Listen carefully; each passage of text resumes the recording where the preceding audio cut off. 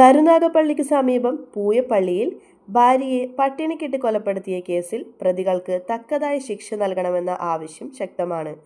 അത്രയ്ക്കും കൊടിയ പീഡനമാണ് തുഷാരക്ക് നേരിടേണ്ടി വന്നത്. സ്ത്രീധനത്തിന്റെ പേരിൽ തുടങ്ങിയ പീഡനങ്ങൾ അവസാനിച്ചത് അവളുടെ മരണത്തിലാണ്. പ്രതിയായ ഭർത്താവും അമ്മയും കുറ്റക്കാരാണെന്ന് ജഡ്ജി വിധിച്ചിരുന്നു. 28കാരിയായ തുഷാരയെ അതിക്രൂരമർദ്ദനത്തിന് ഇരയാക്കി. മരിക്കുന്ന സമയത്ത് തുഷാരയ്ക്ക് 21 കിലോ മാത്രമായിരുന്നു ഭാരമുണ്ടായിരുന്നത്. യുവതിയെ ഒരു മുറിയിൽ പൂട്ടിയിടുകയും ഭക്ഷണമായി നൽകിയിരുന്നത് അരി കുതിർത്തതും പഞ്ചസാര വെള്ളവും മാത്രമായിരുന്നു. ആഹാരം ലഭിക്കാതെ ന്യൂമോണിയ ബാധിച്ചാണ് യുവതിയുടെ മരണം. മനുഷ്യ മനസാക്ഷിയെ ഞെട്ടിച്ച ഈ കൊലപാതകം നടക്കുന്നത് 2019 മാർച്ച് 21-നാണ്. 28കാരിയായ തുഷാര മരണപ്പെട്ട വിവരം പുറം ലോകം അറിയുന്നത് രാത്രി 1 മണിക്ക് കൊല്ലം ജില്ലാ ആശുപത്രിയിൽ എത്തിയ തുഷാരയുടെ അച്ഛനമ്മമാരും സഹോദരനും ബന്ധുക്കളും കണ്ടത് തുഷാരയുടെ ശോഷിച്ച മൃതദേഹമായിരുന്നു. പോസ്റ്റ്മോർട്ടം റിപ്പോർട്ടിലൂടെയാണ് കൊലയുടെ ചുരുളഴിയുന്നത്.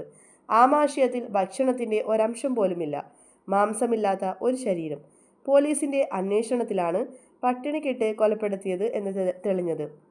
2013-ലായിരുന്നു തുഷാരയുടെയും ചന്തുലാലിന്റെയും വിവാഹം. സ്ത്രീധനത്തിന്റെ പേരിൽ ഭർത്താവും അമ്മയും തുഷാരയെ മാനസികമായും ശാരീരികമായും പീഡിപ്പിച്ചിരുന്നു. തുഷാരയെ വീട്ടുകാരുമായി അടുക്കുവാൻ അനുവദിച്ചിരുന്നില്ല. മാത്രമല്ല 2 മക്കളെയും തുഷാരയുടെ വീട്ടുകാരെ കാണിച്ചിരുന്നില്ല. കുട്ടിയെ നഴ്സറിയിൽ ചേർത്തപ്പോൾ അമ്മയുടെ അഭാവം അന്വേഷിച്ച അധ്യാപികയോട് തുഷാര കിടപ്പുരോഗിയാണെന്നാണ് അമ്മ ധരിപ്പിച്ചിരുന്നത്. തൊട്ടടുത്ത് താമസിക്കുന്നവരുമായി ഇവർക്ക് ബന്ധമൊന്നും ഉണ്ടായിരുന്നില്ല.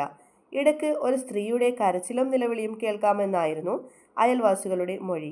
മാത്രമല്ല തുഷാരയുടെ വീട്ടുകാർക്ക് അവിടേക്കുള്ള സന്ദർശനം വിലക്കിയിരുന്നു.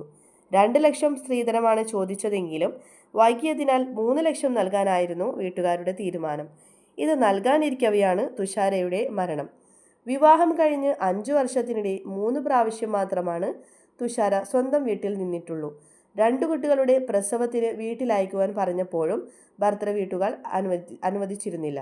ഭർത്തൃ വീട്ടിൽ പീഡനങ്ങൾ അനുഭവിക്കുന്നുണ്ടെന്ന് തുഷാര വീട്ടുകാരോട് പറഞ്ഞിരുന്നില്ല. തനിക്ക് സുഖമാണെന്നും നിങ്ങളാരും വിളിക്കുകയോ കാണാൻ വരികയോ ചെയ്യാതിരിക്കുന്നതാണ് നല്ലതെന്നും തുഷാര അവരോട് പറഞ്ഞിരുന്നു.